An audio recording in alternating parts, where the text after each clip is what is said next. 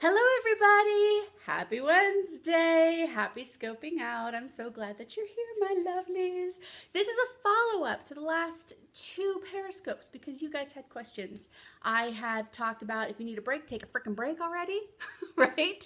And you said, but what if I can't feel good about the break because I feel guilty as hell about taking a break? And we talked about that last week. And then the second question that popped up was, what if in all genuineness, I cannot see a break coming and I don't even have the opportunity to recharge? That's a trickier one, right? Because now we're not only talking about just permission within yourself, but you're talking about really what's going on in the conditions and the circumstances of your life that need to change in order for you to be able to take a break. And we know that we really don't have any control about anything, really. Sometimes we have a little control over ourselves and our attitude and how we deal with things, but really even that's even a modicum of control. Like, we really don't have the kind of control that we think we should have in our lives in order to manhandle our existence into some idyllic way of living our life, right?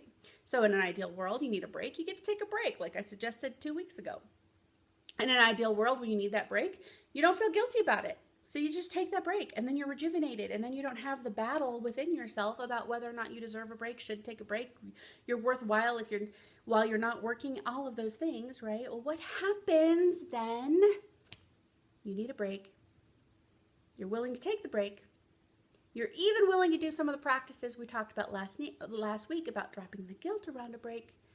But in all seriousness, you're looking at your life and you've got to get your kids to school. You've got to plan for your partner to be out of town. You have a million different things going on. You're taking care of an ailing parent. You're back and forth to the hospital. You're looking at your life, and there's actually long-term no gap in there possible for yourself. There is. Remember, I talk all the time about how life is actually for you. Life is giving you the conditions you need to build something healthy within yourself. This is no exception. If you're really that maxed out, if you're really burning the candle at both ends and you've got nothing left, right? Your candle's shrunk, and there's this much left, and you still can't see a light at the end of the tunnel. Something's got to change. And the only thing, remember, we just said you have even a modicum of control over is yourself. So what changes within yourself to create that opportunity for a break?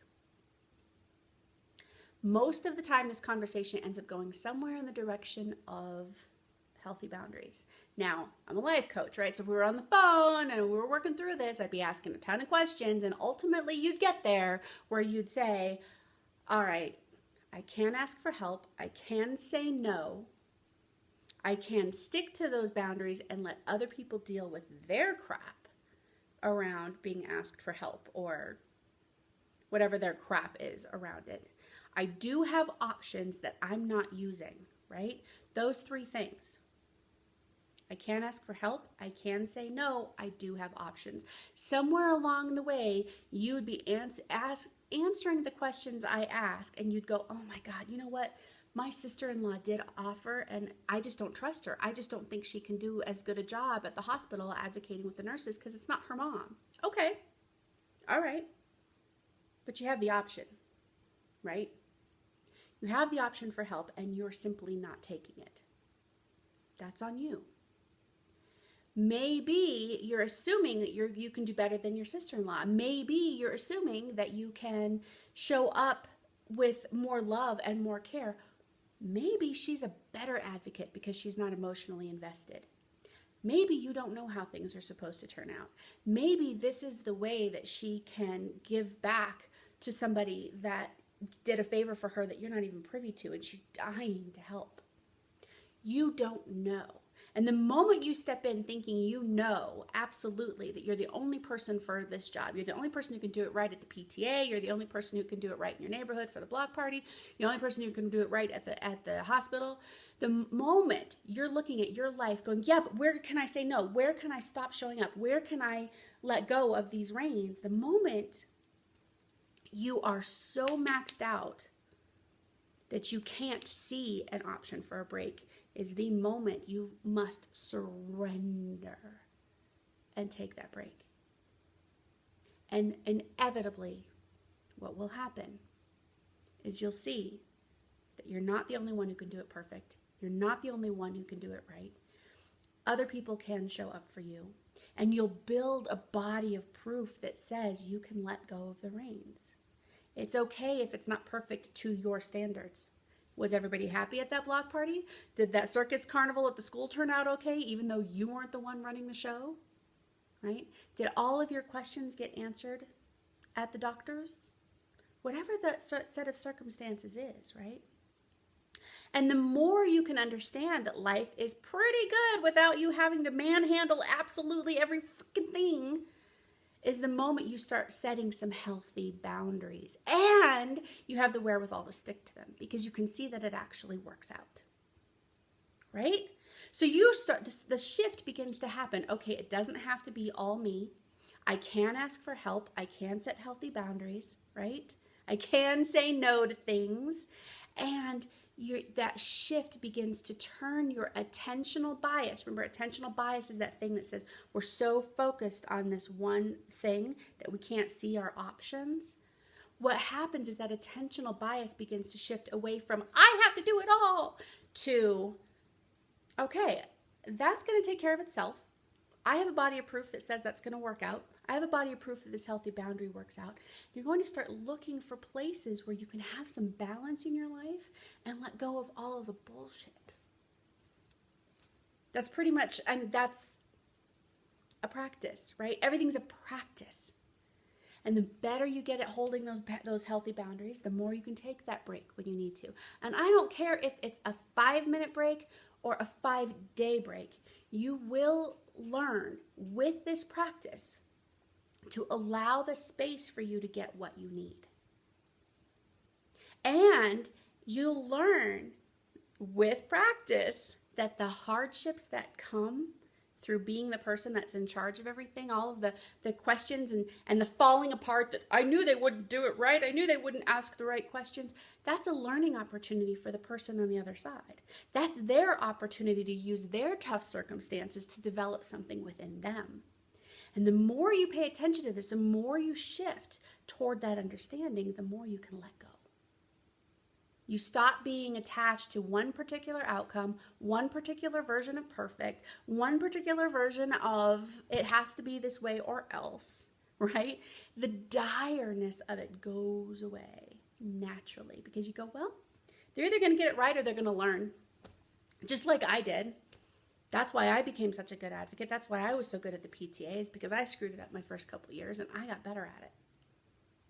Why would I deprive somebody else of that opportunity? Why would I do that, right? So that's how you do it. If you cannot see a break in sight, you have created a set of circumstances where you have an opportunity to develop this ability to take a break, to develop the ability for healthy boundaries, to develop the ability to say no, to develop the ability to say, I need a break. I'm taking a break. To trust, to build the trust that there's a whole community of people in front of you that can help with these reins, regardless of how they feel about it. Some people are super excited and mad that you never gave them a shot. Some people are going to be resentful that you asked, but guess what? Those people were never stepping up in the first place. They never had the practice at it. They need it more than anybody. And it's not like you're out there trying to teach somebody a lesson. Well, yeah, it's your turn. Suck it up. Welcome to my life. It's not about that. It's about creating a healthy balance in your life and allowing the opportunity for somebody to have a healthy balance in their life. Those people who weren't contributing and they were all rest, no work, all rest, no play. I always like to think of it as play, rest, not work, rest, but whatever. Those people now have the opportunity to step into a balance in their life as you step into a balance in yours, right? If you continue to insist you are the only person who can do all of this, you're not only depriving yourself of balance, you're depriving yourself, or you're depriving other people, potential contributors, their opportunity to create balance. And why would you do that? It's not good for anybody. Okay, that's it for today. So if you're looking at your life you don't see an opportunity for balance and rest, you're not looking hard enough. You're making some assumptions. So where are your assumptions? Where are your boundaries? Where do you have boundaries practice? Where can you ask for help? Where can you let go, right? Those are your opportunities now as you go forward in this week. That's your homework. That's my homework. Make sure you're coming to these Wednesdays at 8:30 a.m. Mountain Time and that you're subscribed to the YouTube channel so you don't miss a thing. Let me know how it goes for you. Let me know where you get tripped up. Follow me on the blog at tiffanyhammond.com and I'll see you next time. Bye, my lovelies. See, my healthy boundaries is making these only a few minutes long. Well, that is easy to watch, but whatever.